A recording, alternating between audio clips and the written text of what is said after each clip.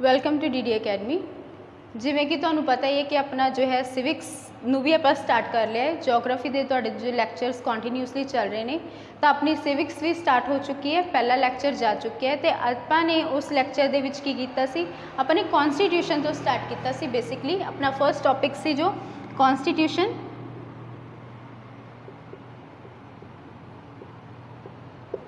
आप कॉन्स्टिट्यूशन के रिगार्डिंग गल कर रहे सी कि जो ये कॉन्स्टिट्यूशन जिदे अकॉर्डिंग कि पूरा इंडियन सिस्टम चल रहा है कि ये सिस्टम जो कॉन्स्टिट्यूशन है ये फॉर्म किमें होया, ये रूट्स कितों फॉर्म होए, तो ये सारी गल्लां ने आपां कल ये बारे डिस्कस किया सी ये तो पहला वाले लैक्चर दे विच।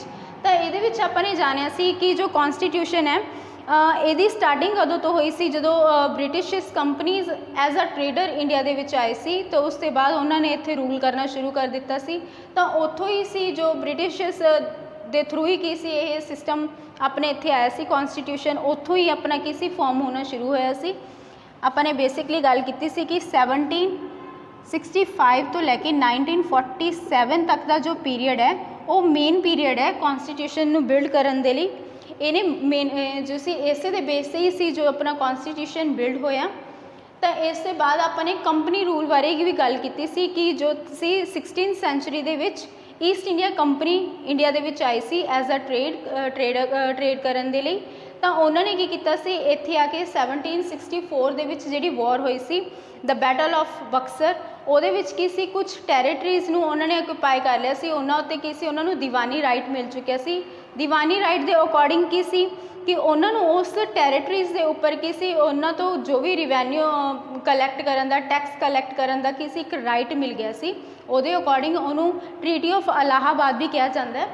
तो उसके बाद की सी जो एक कंपनी सी कंपनी आई जो ईस्ट इंडिया कंपनी, उन्होंने इत्थे रूल करना शुरू कर दिता सी। तो हौली हौली की किया उन्होंने जो अपना रूल सी जो अपने एरिया को एक्सपैंड करना शुरू कर दिता सी।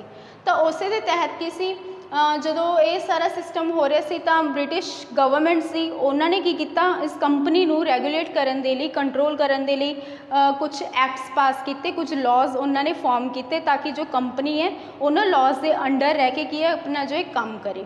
तो ब्रिटिश जो है गवर्नमेंट नू भी की पता चलता रहे कि वो की काम कर रहे हैं इंडिया दे विच।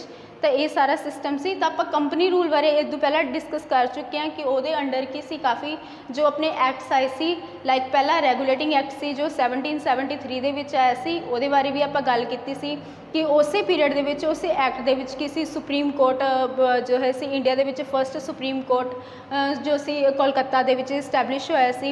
उस पीरियड दे विच की सी जो सीगे अपने जिदे उस जो 4 जजेस सन, एक जो मेन सी चीफ जस्टिस सी ते 3 उन्होंने मैंबर सन। उस पीरियड दे विच की सी जो गवर्नर ऑफ बंगाल सी उन्होंने की कर दिता सी, रिप्लेस कर दिता गया सी as a governor general of जो सी बंगाल बना दिता गया सी। तो जो बाकी दी जड़ियाँ 2 प्रेजिडेंसी सी मद्रास अते गवर्नर ऑफ मद्रास ते बॉम्बे उन्होंने की किया सी उहदा सबऑर्डीनेट बना दिता गया सी। कोर्ट ऑफ डायरैक्टर नाम की पोस्ट लैके आती सी जो कि कर रही सी वो सारा मतलब आंसर करती सी अगे जाके ब्रिटिश कंपनी नू, ते वो ध्यान रखती सी कंपनी का कि वो किस तरीके दे नाल वर्क कर रही है। ये सारा कुछ आपने पढ़िया सी। इस बाद पिट्स इंडिया एक्ट आया सी।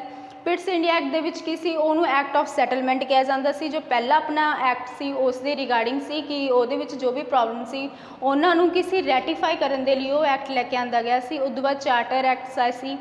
चार्टर एक्ट 1793, उसके बाद चार्टर एक्ट 1813 आया, फिर 33 आया, फिर 53 आया। तो 4 जो सी चार्टर एक्ट्स आए सी उन्होंने बारे भी आपने कल गल की सी।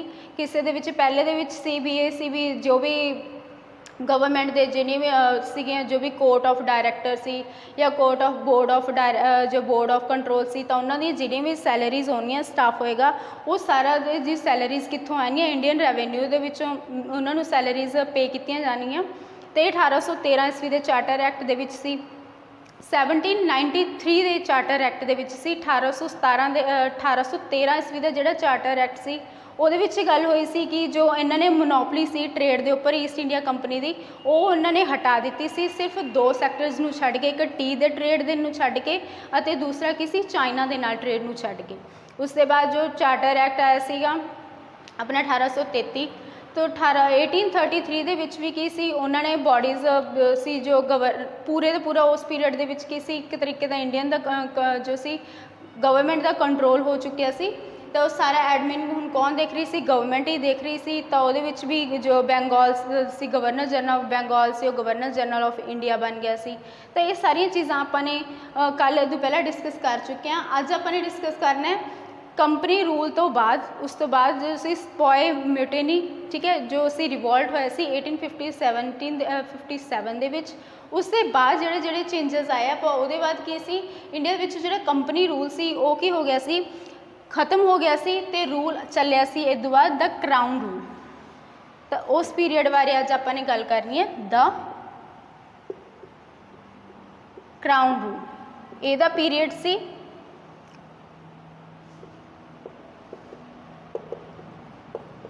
1857 ਦੇ ਵਿੱਚ ਰਿਵੋਲਟ ਹੋ ਗਿਆ ਸੀ। ਤਾਂ ਇਹ ਤੋਂ ਬਾਅਦ ਤੋਂ ਲੈ ਕੇ ਆਪਣੀ ਜੋ ਸੀ ਇੰਡੀਪੈਂਡੈਂਸ ਤੱਕ ਜੋ ਆਪਾਂ ਰੂਲ ਮੰਨਾਂਗੇ ਉਹਦਾ ਕਰਾਊਨ ਰੂਲ ਮੰਨਾਂਗੇ, ਇਸ ਨੂੰ ਕਰਾਊਨ ਰੂਲ ਚੱਲਿਆ ਸੀ। ਤਾਂ ਇਸ ਐਕਟ ਦੇ ਵਿੱਚ ਵੀ ਕੀ ਸੀ ਜਦੋਂ ਇੰਡੀਆ ਸੀਗੇ, ਜਦੋਂ ਇਸ ਦੇ ਬਾਅਦ ਆਪਣਾ ਐਕਟਸ ਬਹੁਤ ਸਾਰੇ ਕਾफ़ी ਐਕਟਸ ਜੋ ਹੈ ਬ੍ਰਿਟਿਸ਼ ਗਵਰਨਮੈਂਟ ਦੁਆਰਾ ਬਣਾਏ ਗਏ। ਕਿਉਂਕਿ ਜੋ ਸੀ ਜੋ ਵੀ ਪ੍ਰੋਬਲਮਸ ਫੇਸ ਕੀਤੀਆਂ ਸੀ ਉਹਨਾਂ ਨੇ ਕਿਹਾ ਕਿ ਜੋ ਵੀ ਇਸ ਦੇ ਵਿੱਚ ਪਹਿਲਾਂ ਪ੍ਰੋਬਲਮਸ ਆਈਆਂ ਤਾਂ ਉਹ ਕੰਪਨੀ ਦੁਆਰਾ ਕੀਤੀਆਂ ਗਈਆਂ ਨੇ। ਤਾਂ ਇਸ ਦੇ ਬਾਅਦ ਜੋ ਵੀ ਐਕਟਸ ਫਾਰਮ ਹੋਣਗੇ ਉਹ ਵੀ ਇੰਡੀਆ ਦੀ ਭਲਾਈ ਦੇ ਲਈ ਹੋਣਗੇ। ਤਾਂ ਸਾਰਿਆਂ ਨਾਲ ਪਹਿਲਾਂ ਇਹਦੇ ਵਿੱਚ ਜੋ ਇਹਦੇ ਅਗਰ ਐਕਟਸ ਦੀ ਗੱਲ ਕਰੀਏ ਤਾਂ ਕਰਾਊਨ ਰੂਲ ਆਫ 1858 ਤੋਂ ਲੈ ਕੇ 1947 ਦੇ ਵਿੱਚ ਜਿਹੜੇ ਐਕਟਸ ਆਉਂਦੇ ਨੇ ਮੇਨ ਤਾਂ ਪਹਿਲਾ ਹੈ ਗਵਰਨਮੈਂਟ ਆਫ ਇੰਡੀਆ ਐਕਟ 1858, ਜਿਹਨੂੰ ਕੀ ਕਿਹਾ ਜਾਂਦਾ ਇੱਕ good act of a good government ਵੀ ਕਿਹਾ ਜਾਂਦਾ। ਇਹ ਤੋਂ ਬਾਅਦ ਜੋ ਸੀਗੇ ਇੰਡੀਅਨ ਕਾਊਂਸਲ ਐਕਟ ਆਏ, ਇਹ ਕੁਛ 3 ਐਕਟ ਆਏ ਇੰਡੀਅਨ ਕਾਊਂਸਲ ਦੇ, ਇੰਡੀਅਨ ਕਾਊਂਸਲ ਐਕਟ 1861 ਤੇ ਇਸ ਤੋਂ ਬਾਅਦ 1892 ਤੇ ਜੋ ਹੈ 1909, ਇਹ 3 ਐਕਟ ਆਏ ਇੰਡੀਅਨ ਕਾਊਂਸਲ ਦੇ। ਇਸ ਦੇ ਬਾਅਦ ਜੋ ਐਕਟ ਆਇਆ ਗਵਰਨਮੈਂਟ ਆਫ ਇੰਡੀਆ ਐਕਟ 1919, ਇਸ ਦੇ ਬਾਅਦ ਗਵਰਨਮੈਂਟ ਆਫ ਇੰਡੀਆ ਐਕਟ 1935, ਇਸ ਦੇ ਬਾਅਦ ਲਾਸਟ ਤੇ ਇੰਡੀਅਨ ਇੰਡੀਪੈਂਡੈਂਸ ਐਕਟ 1947। ਤਾਂ ਇਹ ਮੇਨ ਸੀਗੇ ਜੋ ਐਕਟਸ ਆਏ। ਤੇ ਇਹਨਾਂ ਨੂੰ ਹੁਣ ਕੀ ਆਪਾਂ ਇੱਕ ਇੱਕ ਕਰਕੇ ਬਰੀਫ ਦੇ ਵਿੱਚ ਇਹਨੂੰ ਕਰਦੇ ਹਾਂ ਕਿ ਇਹਨਾਂ ਦੇ ਵਿੱਚ ਜੋ ਸੀ ਇਹਨਾਂ ਐਕਟਸ ਦੇ ਅੰਡਰ ਕੀ ਚੇਂਜਸ ਲੈ ਕੇ ਆਏ ਗਏ। ਤਾਂ ਸਾਰਿਆਂ ਨਾਲ ਪਹਿਲਾਂ ਜੋ ਆਪਣਾ ਹੈ ਦ ਗਵਰਨਮੈਂਟ ਆਫ ਇੰਡੀਆ ਐਕਟ 1858, ਇਹਨੂੰ ਮੰਨਿਆ ਜਾਂਦਾ ਹੈ ਐਕਟ ਆਫ ਗੁੱਡ ਗਵਰਨਮੈਂਟ। ਇਸ ਨੂੰ ਇਹ ਵੀ ਕਿਹਾ ਜਾਂਦਾ ਇਨ ਇੰਡੀਆ।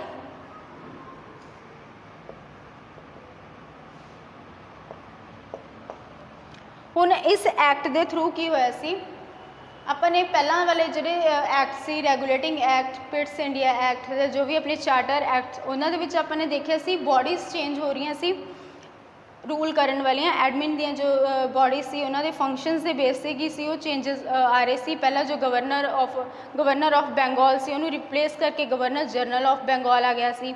ਇਸ ਤੋਂ ਬਾਅਦ ਗਵਰਨਰ ਜਨਰਲ ਆਫ ਇੰਡੀਆ ਆ ਗਿਆ ਸੀ। ਤਾਂ ਇਸ ਦੇ ਵਿੱਚ ਕੀ ਸੀ ਗਵਰਨਰ ਜਨਰਲ ਆਫ ਇੰਡੀਆ ਨੂੰ ਵੀ ਕੀ ਕਰ ਦਿੱਤਾ ਸੀ, ਰਿਪਲੇਸ ਕਰ ਦਿੱਤਾ ਸੀ। ਤਾਂ ਉਹਨੂੰ ਰਿਪਲੇਸ ਕੀਤਾ ਵਾਇਸਰੋਏ ਨਾਮ ਦੀ ਪੋਸਟ ਨੇ।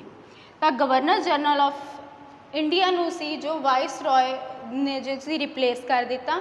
ਤਾਂ ਫਸਟ ਜੋ ਵਾਇਸਰੋਏ ਸੀ, viceroy of India, that was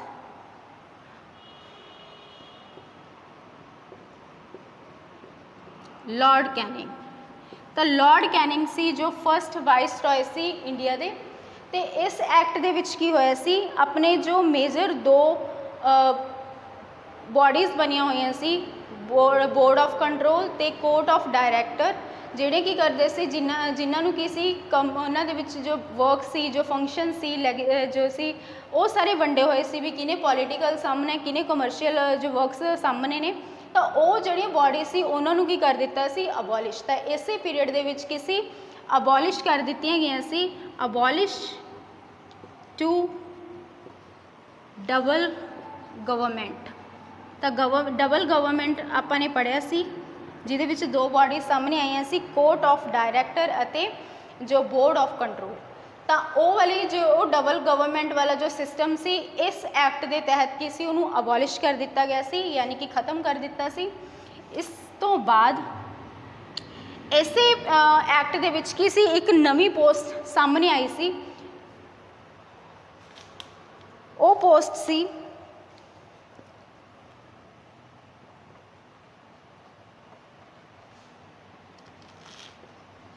secretary state of India. इसे एक्ट दे विच ये पोस्ट सामने आई। ये पोस्ट दे विच जो इस उत्ते सी जो परसन सी वो ब्रिटिश कैबिनेट का ही हुंदा सी ते इहदे लई सी जो कि सी रिस्पोंसिबल सी ब्रिटिश क्राउन नू अगेन ये सारी जो पूरी जो सी आंसरेबल सी उन्होंने अगे जाके आंसर करना हुंदा सी, फुल इहदे लई रिस्पोंसिबल सी। ते इसी एक्ट दे विच की सी एक एडवाइजरी बॉडी फॉर्म की गई। वो एडवाइजरी बॉडी किहदे लई फॉर्म की गई? सैकटरी स्टेट ऑफ इंडिया दे लई की सी एक एडवाइजरी बॉडी जो फॉर्म की गई। वो बॉडी फॉर्म की गई जिहदे विच की सी कुल मैंबर्स सन 15। एक एडवाइजरी बॉडी फॉर्म की गई सैकटरी स्टेट ऑफ इंडिया के लिए जिहदे विच की सी कुल 15 मैंबर सन। तो ये सी अपना जो मेन मेजर ये जेड़े जेड़े चेंजिस आए गवर्नमेंट ऑफ इंडिया एक्ट दे विच इनू good government in India act भी मन्निया जाता है। ये सी जो गवर्नर जनरल ऑफ इंडिया सी उन्होंने रिप्लेस करके वाइस रॉय जी पोस्ट आई। First viceroy of India lord Canning abolish कर दी गई डबल गवर्नमेंट सिस्टम। इस दे बाद एक नवी बॉडी सामने आई सैकटरी स्टेट ऑफ इंडिया जिहदे लई की सी एक जो सी एक एडवाइजरी बॉडी भी सामने आई इस दे लई ते जिहदे की सी कुल 15 मैंबर सन। तो ये सी गवर्नमेंट ऑफ इंडिया एक्ट 1858। इस दे बाद आपां गल करांगे इंडियन काउंसिल एक्ट 1861।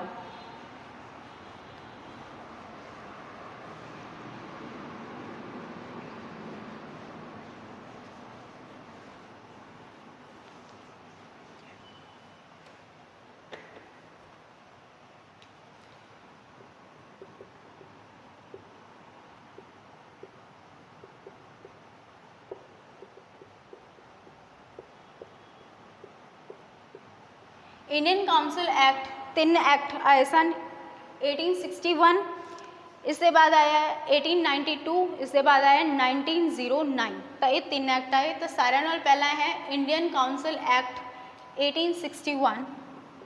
इस तो पहला अपने नंबर 1 किया गवर्नमेंट ऑफ इंडियन एक्ट 1858। उसके बाद है इंडियन काउंसिल एक्ट। ਇਹਦੇ ਵਿੱਚ ਕੀ ਸੀ ਪਹਿਲਾਂ ਆਪਣੇ ਸੀ ਚਾਰਟਰ ਐਕਟ ਦੇ ਵਿੱਚ ਕੀ ਦੇਖਿਆ ਸੀ ਕਿ ਜੋ ਸੀ ਪੂਰੀ ਜੋ ਸਿਸਟਮ ਸੀ ਪੂਰਾ ਐਡਮਿਨਿਸਟ੍ਰੇਸ਼ਨ ਉਹਨੂੰ ਕੀ ਕੀਤਾ ਸੀ ਸੈਂਟਰਲਾਈਜ਼ ਕਰ ਦਿੱਤਾ ਸੀ।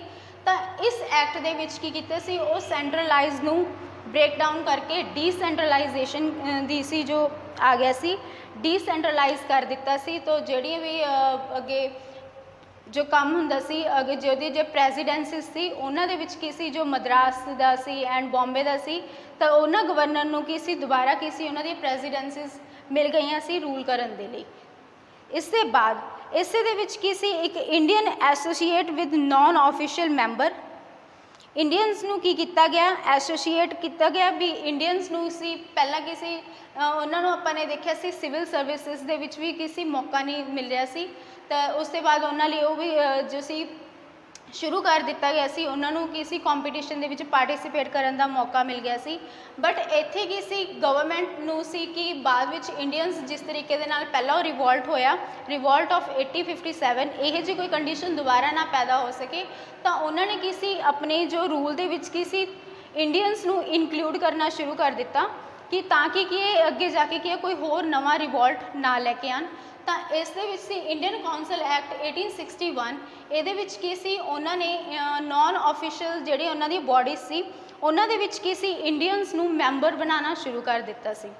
ਤੇ ਇਹਦੇ ਵਿੱਚ ਕੀ ਸੀ लॉर्ड कैनिंग जो वाइस रॉय सी इंडिया के उस वक्त उन्होंने 3 इंडियंस नूं की किया सी ਇਹਦੇ ਵਿੱਚ नॉमीनेट किया सी अपनी जो उन्हों की लैगिसलेचर काउंसिल सी ਉਹਦੇ ਵਿੱਚ 3 मैंबरस 3 इंडियंस नूं की किया सी ਇਹਦੇ ਵਿੱਚ नॉमीनेट किया सी। ते ਉਹ ਤਿੰਨੋਂ जो परसन सन वो सन first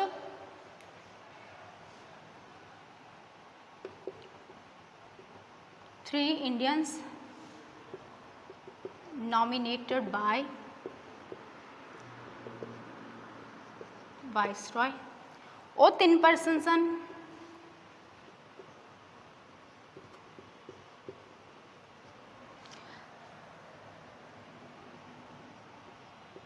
Raja of Banaras, Maharaja of Patiala ਅਤੇ ਇਸ ਦੇ ਬਾਅਦ ਸਰ ਦਿਨਕਰ ਰਾਓ। ਇਹ 3 ਪਰਸਨ ਸਨ ਜਿਨ੍ਹਾਂ ਨੂੰ ਕਿਸੇ ਵਾਇਸਰॉय ਨੇ ਆਪਣੀ ਕਾਉਂਸਲ ਦੇ ਵਿੱਚ ਕੀ ਕੀਤਾ ਸੀ, ਨੋਮੀਨੇਟ ਕੀਤਾ ਸੀ 3 ਇੰਡੀਅਨਸ ਨੂੰ।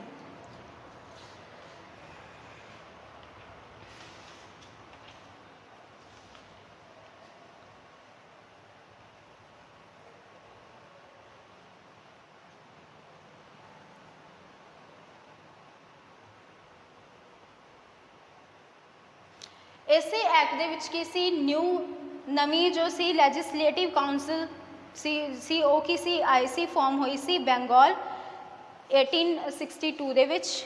ਇਹਦੇ ਵਿੱਚ ਹੋਰ ਕਈ ਲੈਜਿਸਲੇਟਿਵ ਕਾਉਂਸਲਸ ਫਾਰਮ ਹੋਈਆਂ।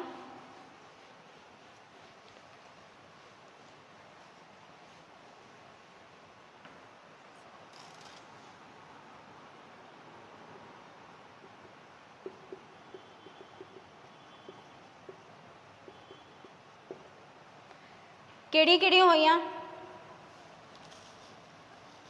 New legislative councils form for firstly Bengal ਲਈ ਫਾਰਮ ਹੋਈ ਸੀ 1862। ਇਸ ਦੇ ਬਾਅਦ ਸੀ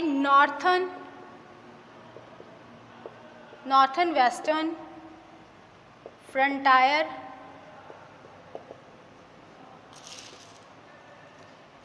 प्रोविंस यानी कि NWFP 1866 ਦੇ ਵਿੱਚ ਅਤੇ ਥਰਡ ਸੀ ਪੰਜਾਬ ਵਿੱਚ in 1897। ਤੇ ਨਿਊ ਜੋ ਸੀ ਕਾਉਂਸਲ ਸੀ ਫਾਰਮ ਹੋਈਆਂ ਸੀ, ਇਹ ਸਨ ਮੇਜਰ। ਇਸੇ ਐਕਟ ਦੇ ਅੰਡਰ ਕੀ ਸੀ, ਇੱਕ ਸਿਸਟਮ ਆਇਆ पोर्टफोलियो सिस्टम, वो भी काफ़ी जो इम्पोर्टेंट है पोर्टफोलियो सिस्टम।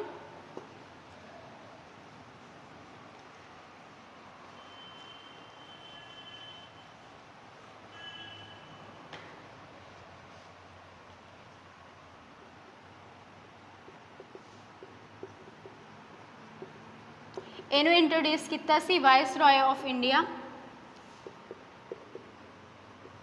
इंट्रोड्यूस्ड बाय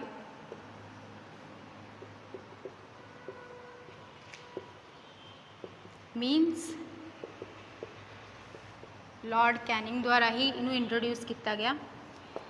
इस सिस्टम दे विच की सी, इस सिस्टम दे विच सी कि जो वाइसरॉय दी जो काउंसल सी उहदे जो मैंबर सन उन्हां नूं की किया गया सी, वो मैंबरस नूं की किया सी मिनिस्ट्रीज की सी अलॉट कीतियां गईयां सी। उन्हां नूं की किया सी, उन्हां नूं इंचार्ज बनाया गया सी मिनिस्ट्रीज दियां, एक तो वध जो मिनिस्ट्री सी उन्हां नूं उन्हां दे इंचार्ज बनाया गया सी। तो ये चीज़ां सामने आईयां जिहड़ियां कि आपां ने डिस्कस कीतियां। ये सारा कुछ सी इंडियन काउंसल एक्ट 1861 दे विच की सी पेपर देखिया सी भी जो इंडियंस सी कि उन्हां नूं की किया गया सी जो सी लैजिस्लेटिव काउंसल दे विच की सी पार्टिसिपेट करन दा मौका मिलिया सी। 3 इंडियंस नूं नॉमिनेट किया गया सी वाइसरॉय द्वारा। इसके बाद पोर्टफोलियो सिस्टम आया, न्यू होर बॉडीज़ जो नवीं काउंसल्स दी बॉडीज़ फॉर्म हुई, ये सारा कुछ आया इंडियन काउंसल एक्ट 1861। ये बाद है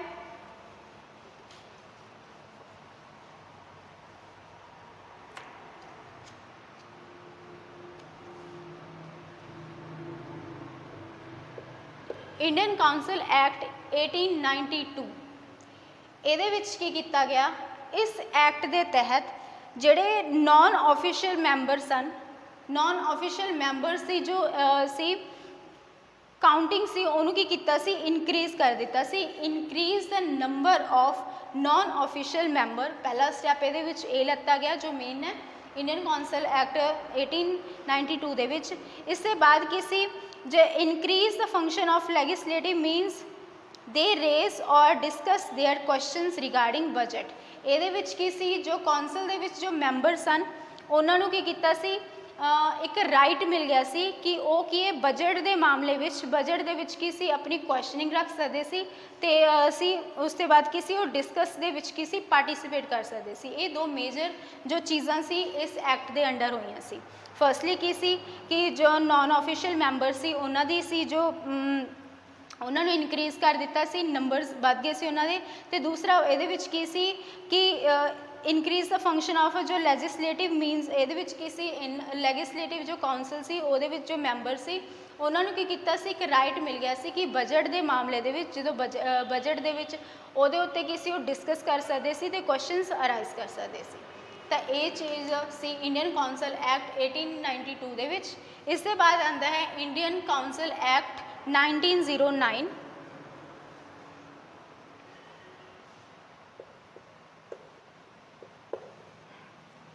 ਇਹਨੂੰ ਕੀ ਕਿਹਾ ਜਾ ਸਕਦਾ ਹੈ, ਇਹਨੂੰ Morley Minto reform.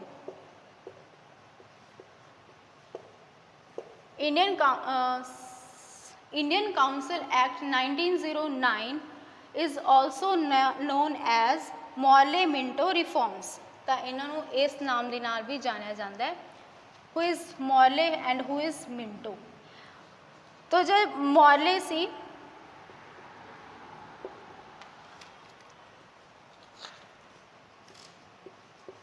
Secretary state of India and who is Minto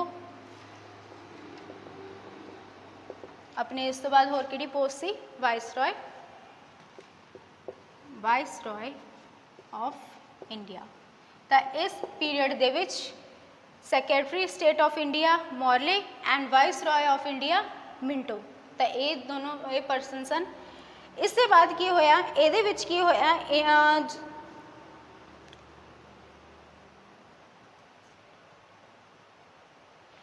पहला आपने देखा सी कि इंडियंस नूं की सी लैजिस्लेटिव काउंसिल दे विच की सी मौका मिलिया सी, उहदे विच लाया सी। इस दे विच की सी उन्हां नूं executive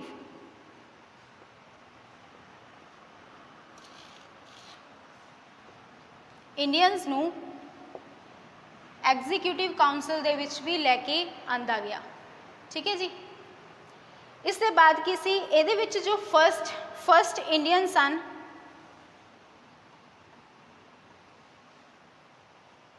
Satinder Nath was the first Indian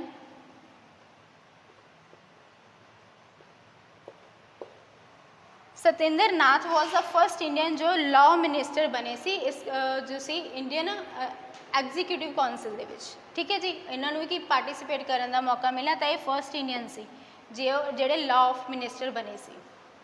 इस दे बाद इहदे विच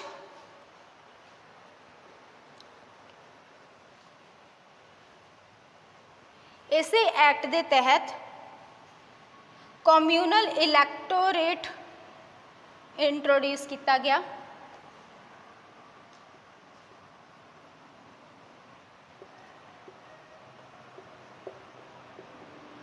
सो व्हाट इज़ कम्यूनल इलैक्टोरेट? इहदे विच की सी कि जो मुस्लिम सी, मुस्लिम्स की कर सकते सी अपना रिप्रजेंटेटिव खुद चूज़ कर सकते सी। मीनस ओबवियसली मुस्लिम परसन मुस्लिम ही चूज़ करेगा। तो उन्होंने की सी एक राइट मिल गया सी इस दे तहत कम्यूनल इलैक्टोरेट के तहत किसी अपना रिप्रजेंटेटिव अपनी मर्जी के अनुसार किसी चुन सकते सी। तो इस चीज़ के लिए कम्यूनल इलैक्टोरेट का जो फादर मन्निया जाता है, फादर ऑफ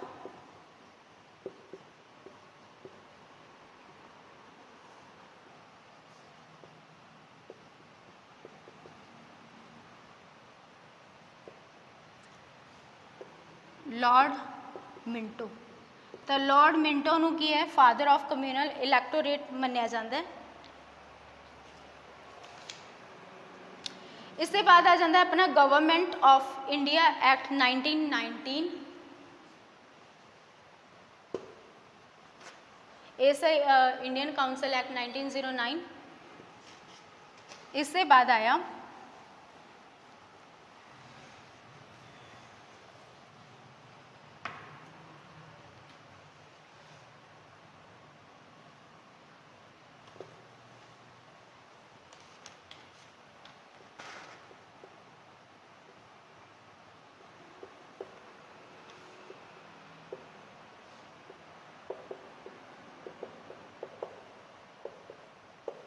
1990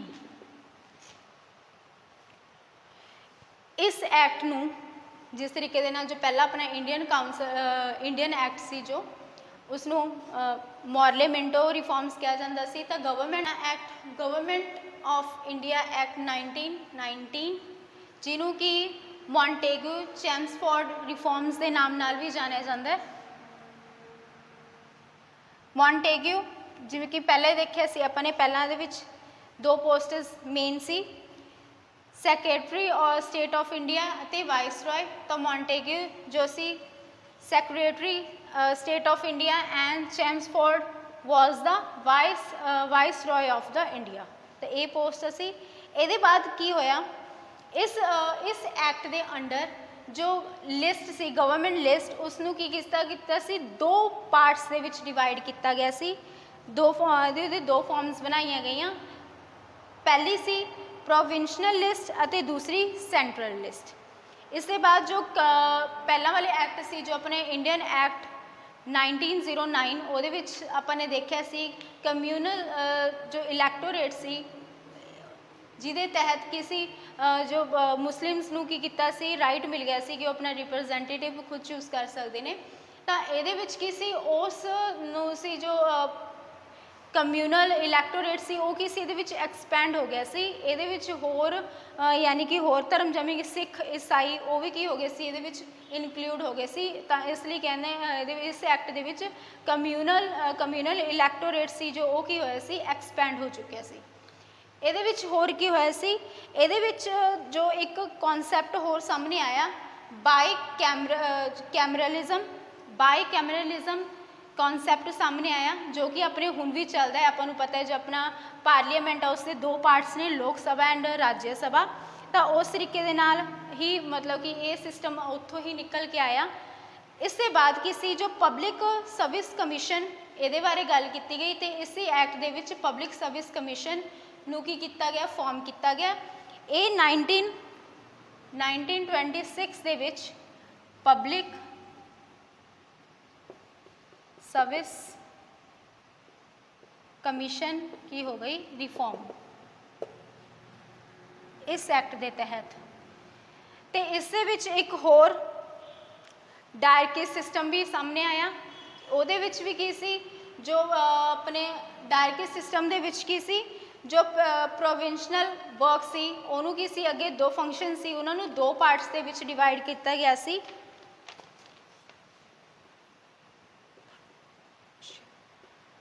फंक्शंस इनू दो पार्ट्स के विच डिवाइड किया गया।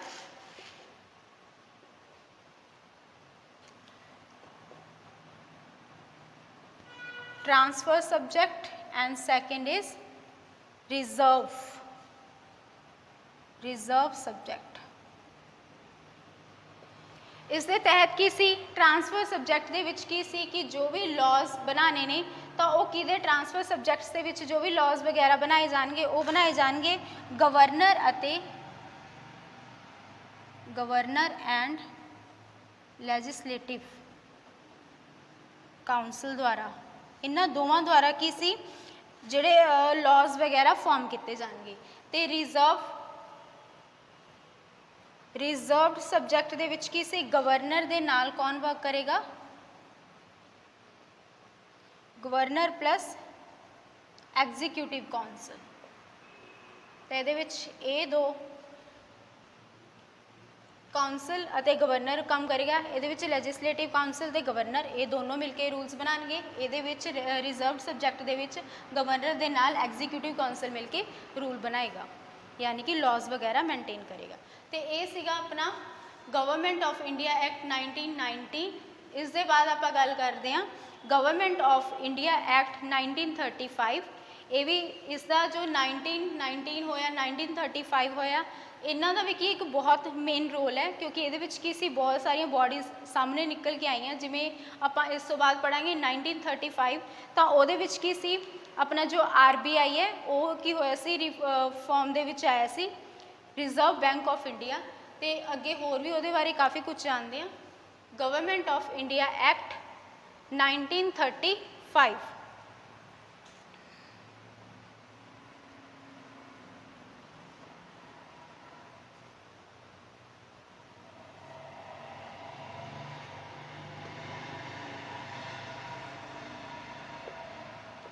इस एक्ट दे विच की सी जो लॉज वगैरह जो बनाने होंदे सी और लॉ की सी मेजर 3 लिस्ट्स इहदे विच डिवाइड किया गया उन्होंने। Laws formed by according to the list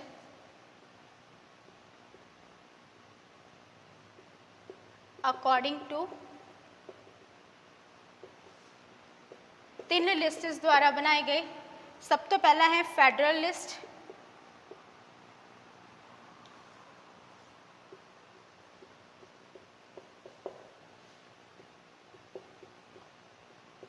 provincial list,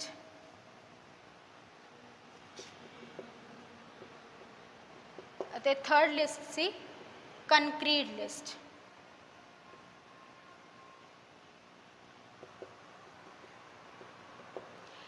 federal list ਇਹਦੇ ਵਿੱਚ ਕੀ ਸੀ, ਇਹਦੇ ਵਿੱਚ ਕੀ ਸੀ जो भी सी ਇਹਦੇ ਉੱਤੇ कंट्रोल सी फॉर ये सेंट्रल दी सी, सेंटर ਇਹਦੇ ਲਈ ਉੱਤੇ ਕੰਮ ਕਰੇਗੀ। ਤੇ ਇਹਦੇ ਵਿੱਚ टोटल 59 आइटम्स इनक्लूड सन। तो दूसरियाँ की सी फॉर प्रोविंसेस दे लई जिहदे विच total 54 item sun.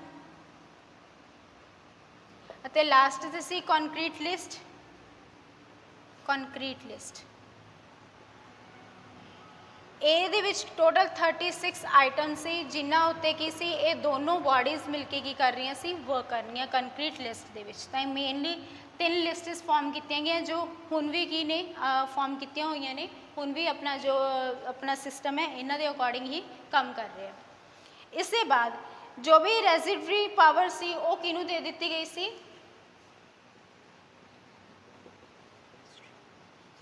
Power under the viceroy. ये चीज़ भी ये सामने निकल के आई। तो जोड़ा बाई कैमरल सिस्टम सी वो ये भी कंटिन्यू रहा सी।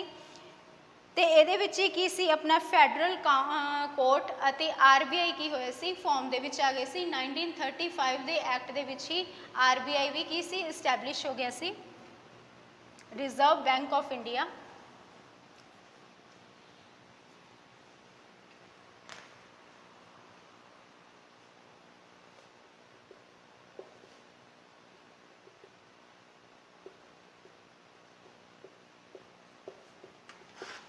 RBI and federal court. तो ये चीज़ा सामने आई सी। गवर्नमेंट ऑफ इंडिया एक्ट 1935 के तहत इस होर की किया गया सी, ये जो अपनी एक बॉडी सी सैक्रटरी स्टेट ऑफ इंडिया उसनू की दिता गया सी, अबॉलिश कर दिता गया सी।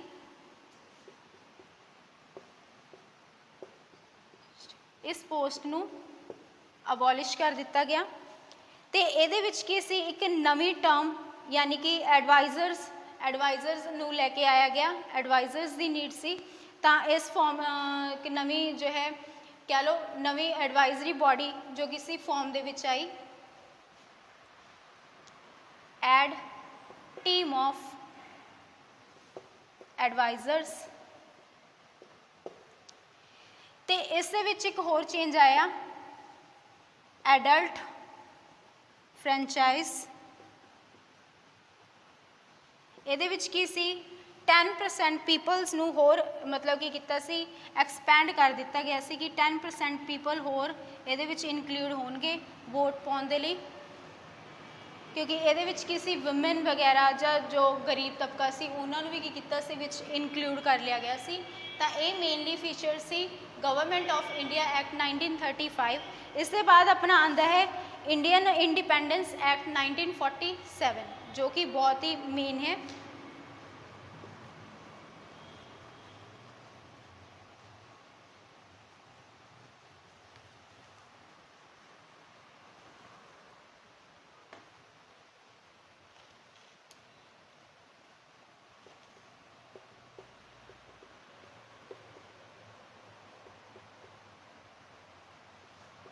Indian independence act 1947।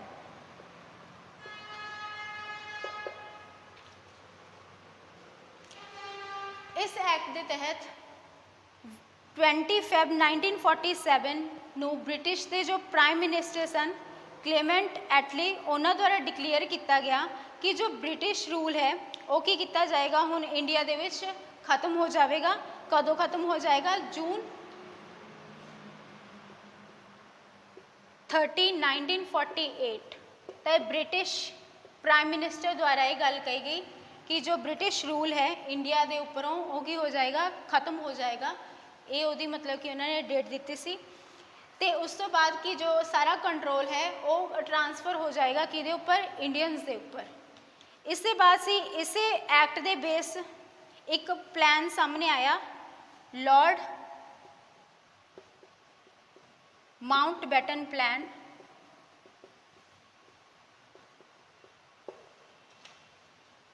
एक्ट दे विच इस प्लान दे विच की गल की गई कि जो इंडिया ते पाकिस्तान एक ही ने दो अलग अलग इन्हां दी पार्टीशन कर दी जाएगी तो कि दो अलग अलग नेशन मतलब कि वो अलग अलग नेशन बन जाएंगे तो वो की कर सकते हैं उसके बाद खुद अपने आप जो कि अपना कॉन्स्टिट्यूशन की है वो फॉर्म कर सकते हैं।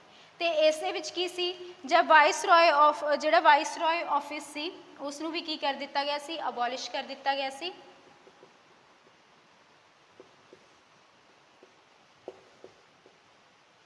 इस एक्ट दे विच वाइस रॉय ऑफिस अबॉलिश कर दिता गया सी। ते इस दे विच की सी मुस्लिम लीग ने ये गल हो चुकी है कि उन्होंने डिमांड की सी एक अलग नेशन की।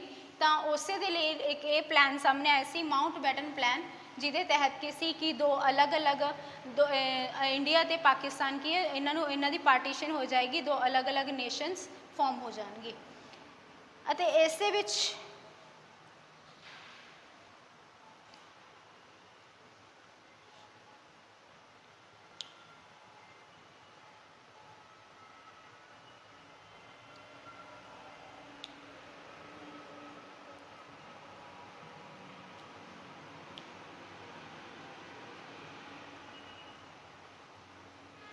इस एक्ट के गल भी की गई सी कि एक कॉन्स्टिट्यूशनल असैंबली फॉर्म की जाएगी इंडिया ते पाकिस्तान द्वारा, जिहदे द्वारा की है वो कि अपना कॉन्स्टिट्यूशन की कर सकते हैं, फॉर्म कर सकते हैं। तो इस एक्ट के भी गल की गई कि जो भी स्टेट्स नू भी की किया गया राइट मिल दिता गया कि वो की कर सकते हैं, चूज़ कर सकते हैं कि वो पाकिस्तान जो पार्टीशन होनी सी इंडिया ते पाकिस्तान दे विच कि वो पाकिस्तान दे विच जाना चाहते हैं या इंडिया दे विच। तो ये चीज़ भी सामने आई सी। ते जिहड़ियां प्रिंसी स्टेट्स सन उन्होंने भी की किया गया सी, कहा गया सी वो किसी भी ज्वाइन कर सकते हैं, चाहे इंडिया नू चाहे पाकिस्तान नू, चाहे इंडिविजुअली रहना चाहन तो वो भी वो कर सकते हैं। तो ये सी अपना इंडियन इंडिपेंडेंस एक्ट 1947। तो आपने अज क्राउन रूल बारे भी पढ़ लिया है। इसके बाद आप जो है जो अपना किस तरह मेकिंग ऑफ कॉन्स्टिट्यूशन वो की फीचर्स हैं उन्होंने बारे गल करांगे। इसके बाद आप देखांगे मेकिंग ऑफ इंडियन कॉन्स्टिट्यूशन।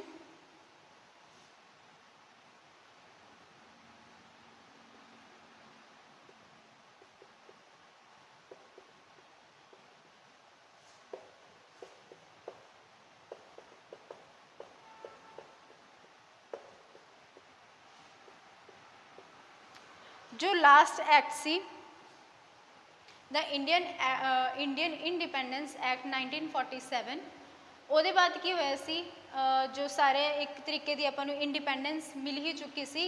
इसके बाद की किया सी जो सी गवर्नमेंट द्वारा की किए गए सी कुछ कमेटीज़ नू फॉर्म किया गया सी। तो इसके बाद किसी जो है ताकि जो कि एक बैटर कॉन्स्टिट्यूशन की फॉर्म किया जा सके, तो इस ਨੂੰ जो है फॉर्म करने ਲਈ कॉन्स्टिट्यूशन ਨੂੰ फॉर्म ਕਰਨ ਦੇ ਲਈ ਕੀ ਹੈ कॉन्स्टिट्यूशन असैम्बली जो है फॉर्म ਦੇ ਵਿੱਚ आई।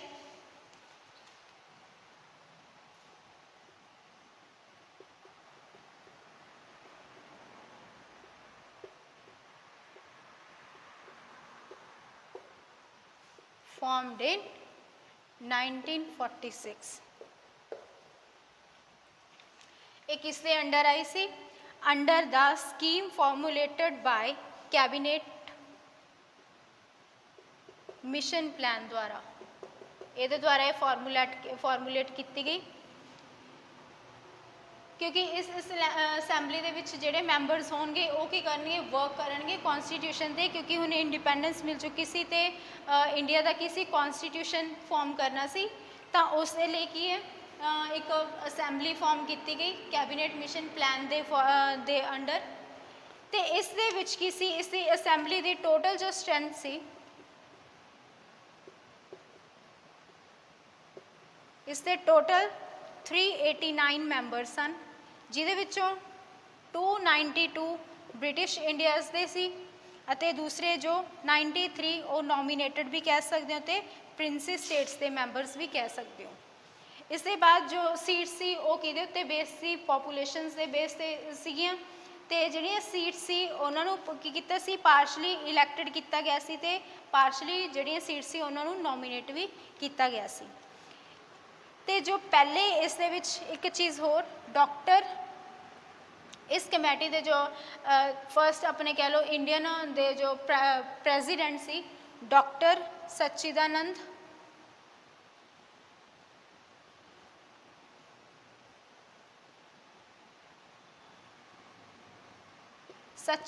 सिन्हा, वो किसी फर्स्ट प्रेजिडेंट बने बट टैंपरेरी बेस के उत्ते।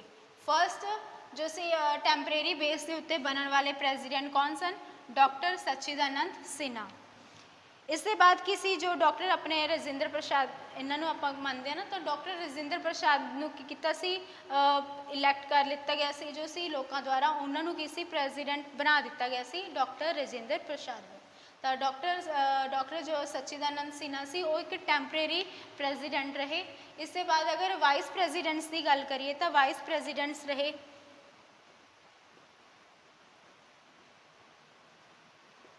वाइस प्रेजिडेंट HC मुखर्जी अते VT कृष्णामाचारी, ये रहे वाइस प्रेजिडेंट। इसके बाद एक होर सर BN राव, उन्होंने अपॉइंट किया गया कॉन्स्टिट्यूशनल एडवाइजर के लिए असैम्बली दे विच। असैम्बली दे विच सर BN राव, इन्हों कॉन्स्टिट्यूशनल एडवाइजर के तौर पर की है असैम्बली दे विच अपॉइंट किया गया।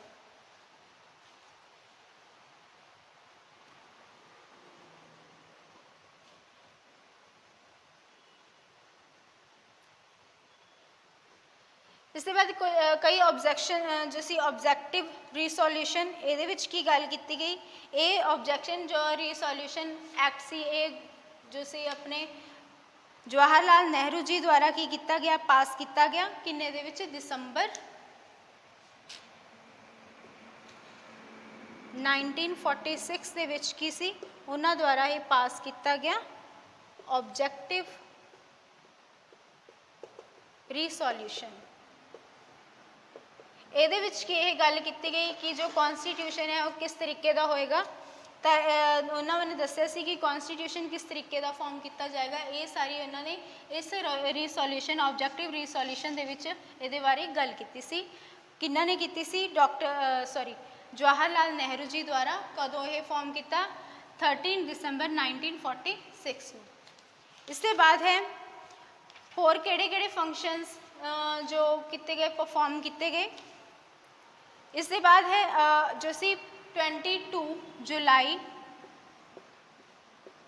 1947 दे विच की सी इंडिया ने अपना जो नैशनल फ्लैग है उसनों की कर लिता गया सी, अडॉप्ट कर लिता गया सी कदों 22 जुलाई 1947 ਦੇ ਵਿੱਚ adopt Indian flag.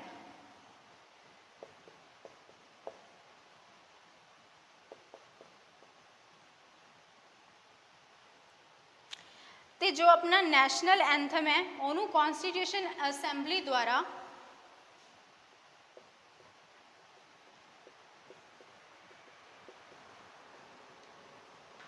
National anthem ਨੂੰ एक्सैप्ट किया गया कॉन्स्टिट्यूशनल असैंबली द्वारा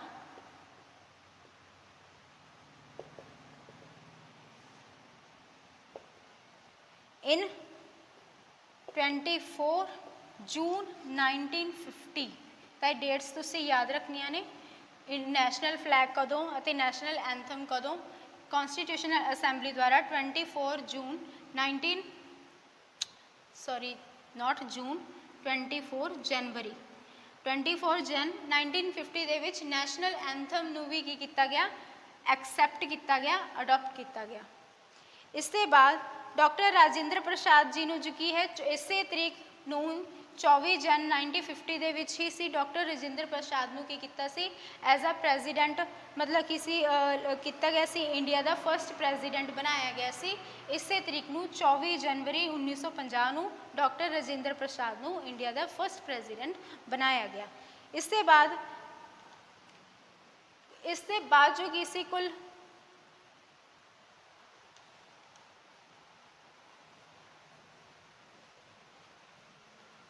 ਕੰਸਟੀਟਿਊਸ਼ਨ ਨੂੰ ਬਣਾਉਣ ਦੇ ਲਈ ਕੁੱਲ 11 ਸੈਸ਼ਨਸ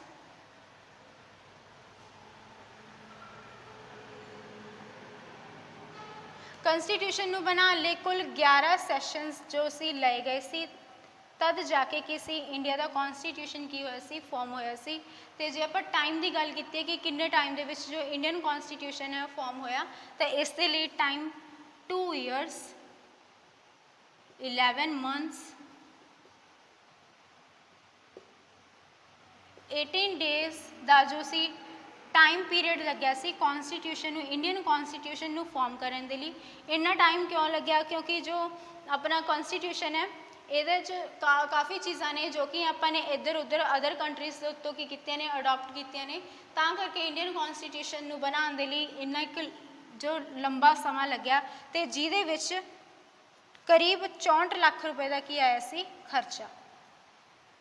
64 लाख जो सी एक्सपेंडिचर यानी कि खर्चा आया इस कॉन्स्टिट्यूशन ਨੂੰ बिल्ड करने के लिए। किन्ने टाइम ਦੇ ਵਿੱਚ फॉर्म होया 2 years 11 month 18 days। किन्ना जो सी एक्सपेंडिचर 64 लाख, किन्ने सैशनस ਦੇ ਵਿੱਚ 11 सैशनस ਦੇ ਵਿੱਚ। ठीक है जी। इसके बाद जो है कॉन्स्टिट्यूशनल असैंबली द्वारा जो सी अपना कॉन्स्टिट्यूशन है इसनों एक्सैप्ट किया गया नवंबर 26 1949। इस डेट को की सी जो इंडियन कॉन्स्टिट्यूशन सी उसनों की किया गया सी एक्सैप्ट कर लिता गया सी कॉन्स्टिट्यूशन असैंबली द्वारा, बट इसनों जो है इंप्लीमेंट कदों किया गया, इस तो पूरे 2 मंथ बाद यानी कि 26 जन 1950 ਦੇ ਵਿੱਚ की सी कॉन्स्टिट्यूशन अपना प्रॉपरली जो सी फॉर्म दे विच आया सी, इंप्लीमेंट हो चुकिया सी इंडिया दे विच। यही डेट क्यों चुनी गई सी, इसका भी एक जो है रीज़न है, क्योंकि इसे दिन की सी पूर्ण स्वराज